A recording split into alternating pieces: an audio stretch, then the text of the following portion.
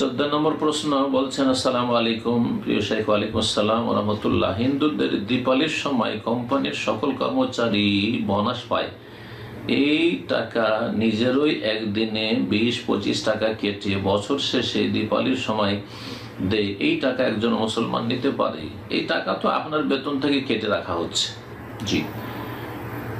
আর আপনি এখানে নিরুপায়, আপনি শখ করে দিচ্ছেন না, কেটে রাখা হচ্ছে। আর তারপরে তাদের যেহেতু বড় এটি পুজো, আর তারাই হচ্ছে সেখানে নেতা প্রধান, তাদেরই সব কিছুই চলছে ক্ষমতা, সুতরাং সেখানে আপনার করার কিছুই নেই।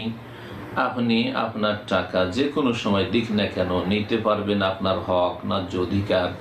আর সেটা বোনাস নামে দিক আর যেই নামে দিক, আপনার সেটা অধিকার, সুতরাং সেটা আপনি নিতে পারবেন। আপনি পাপের কাজে, এর বেশি পাপের কাজে অংশ নেবেন না, তাদের শিরক কুফরিতে বা যে কোনো বাতিল পন্থীর শিরক কুফরিতে এবং কুফরি শিরকের কর্মকাণ্ডে আপনি গুমরাহিতে পাপে অংশ নেবেন না। ইনশাআল্লাহ আল্লাহ রাব্বুল আলামিন পকড়াও করবেন না। আপনার হক আপনি ন্যায্য যেটা সেটা নেবেন, কোনো অসুবিধা নেই ইনশাআল্লাহ।